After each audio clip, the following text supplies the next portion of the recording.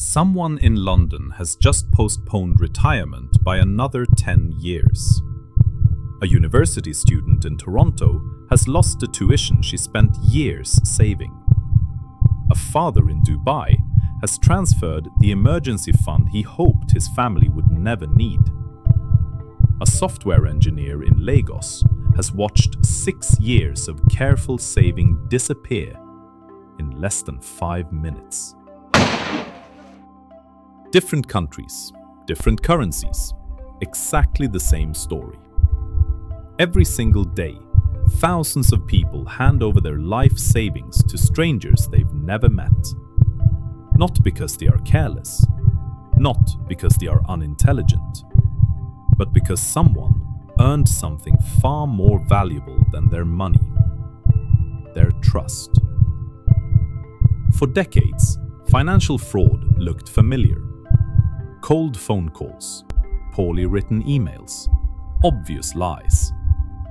Today, it looks almost indistinguishable from reality. Professional websites, live dashboards, video calls, artificial intelligence, investment platforms, even romance. The technology has evolved, the psychology hasn't. Investigators across multiple countries have reached an uncomfortable conclusion. The victims are rarely reckless gamblers.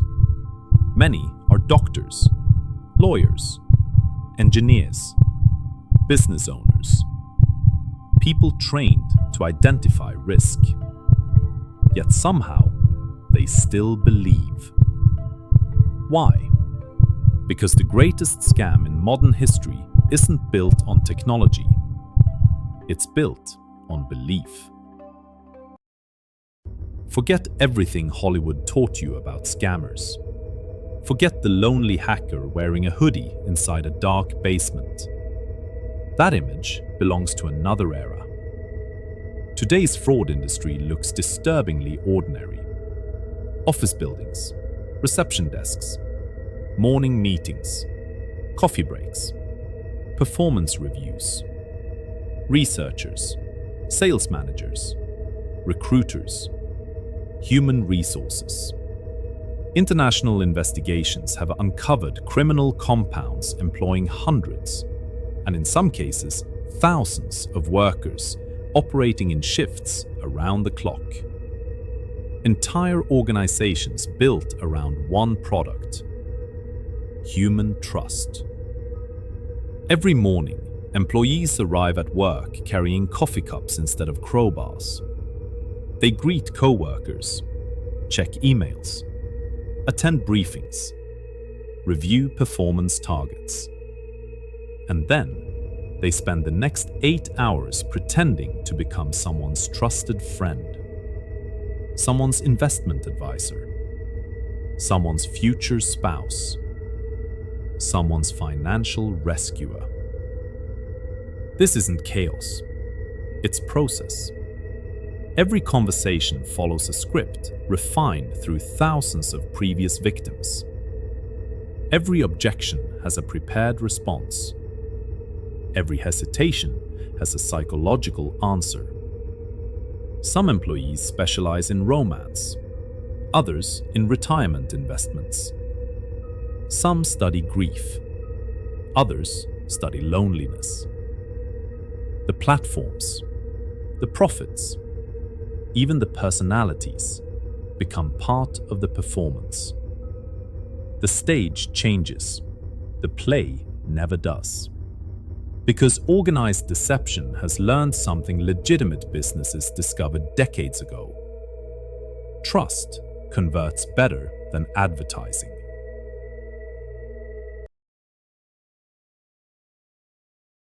Most people who encounter this machinery only ever see the performance. William saw the patterns. He wasn't investigating organized crime. He wasn't hunting scammers. He simply spent years studying digital financial platforms and the behavior surrounding them.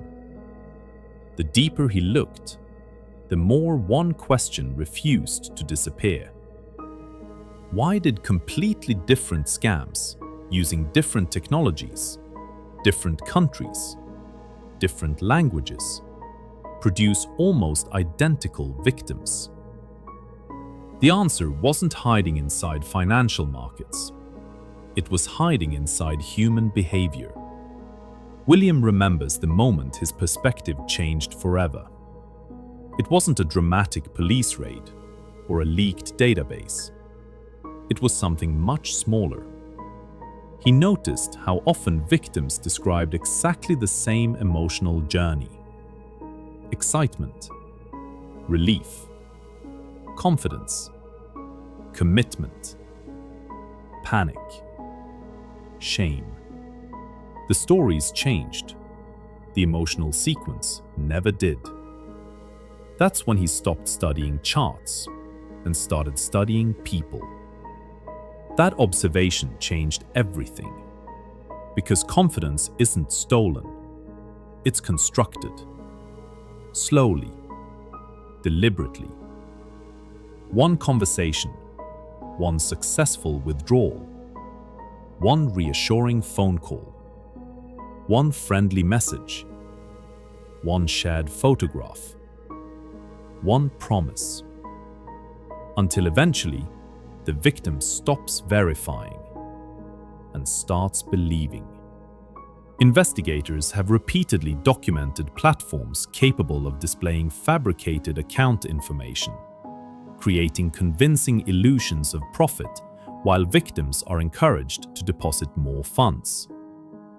The screen appears alive. The numbers grow. Everything looks authentic. But behind the performance, reality has quietly left the stage. William calls this moment the fake calm.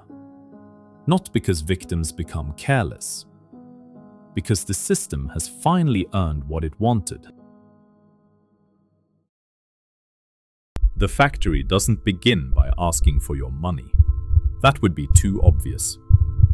It asks for something much more valuable: your attention, then your time, then your confidence, and finally, your trust. Investigators have a name for one of the fastest growing forms of investment fraud: pig butchering. The name is deliberately cruel. The victim isn't attacked immediately. They're carefully fattened. Weeks become months, sometimes years. The conversations rarely begin with investing. They begin with ordinary life. Good morning.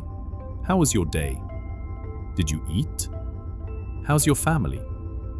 Every message is another brick laid into an invisible bridge, until one day, crossing it feels completely natural. One American woman, we'll call her Sarah, believed she had met an international commodities investor. He never rushed her. He never pressured her. He simply appeared. Every morning, every evening. He remembered birthdays, asked about work, comforted her during difficult weeks. Eventually, he spoke with members of her family. He became part of her routine. Months later, he casually mentioned an investment platform. Not because he needed money, because he wanted them to build a future together. Sarah invested a small amount. The platform showed profits. She withdrew some of it. Everything worked exactly as promised. Her confidence grew. Then so did her investment. Then, silence. The profile disappeared. The platform vanished. Investigators later discovered that many victims in similar operations weren't communicating with one person at all. Sometimes they were speaking to teams working in shifts, passing conversations from one operator to another. So the illusion never slept. They didn't steal Sarah's money because she lacked intelligence. They stole it because she possessed something profoundly human: hope. Hope for companionship. Hope for security. Hope for tomorrow. The investment platform wasn't the product. The romance wasn't the product. Even the fake profits weren't the product. Those were costumes. Trust was the product. Every generation believes it understands fraud. Then fraud evolves. Once, it arrived through handwritten letters, then telephone calls, then email, then social media. Today, artificial intelligence is changing the script once again. Voice cloning can imitate someone you love. Deepfake video can place familiar faces inside convincing conversations. Images can be manufactured in seconds. Entire investment advisors can exist without existing at all. The next scam may never ask you to trust a stranger. It may ask you to trust someone who sounds exactly like your brother, your daughter, your business partner, or your bank. Technology keeps improving. Human psychology doesn't. That is why investigators increasingly describe fraud as a psychological crime, enabled by technology, not created by it. William has watched these changes with growing concern, not because the technology is becoming unstoppable, but because the performance is becoming invisible. That's the uncomfortable truth. The criminals aren't always one step ahead because they're better programmers. They're ahead because they understand something markets, governments, and algorithms still struggle to measure: emotion. Think back to where we began. London, Toronto, Dubai, Sydney, Lagos. Different people, different lives, different dreams. Yet every story followed almost the same script. Trust was introduced. Trust was reinforced. Trust was rewarded.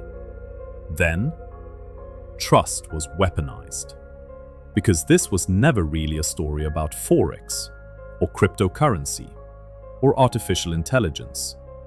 Those were only costumes. This was always a story about belief. For thousands of years, confidence tricksters have understood one simple truth. People rarely make their biggest decisions using spreadsheets. They make them using emotion. The tools evolve, the performance improves, the stage becomes more convincing, but the audience remains wonderfully human. Somewhere, another phone has just vibrated. Someone is reading, "Congratulations, your investment has doubled." And somewhere else, an office worker quietly removes a headset. Another worker takes the chair. The performance begins again. In the end, they weren't selling Forex. They weren't selling cryptocurrency. They weren't selling artificial intelligence. Those were only props. What they were really selling was certainty. And once someone believed the performance, everything else became voluntary. Because the most dangerous investment was never your money. It was the moment you trusted the wrong person.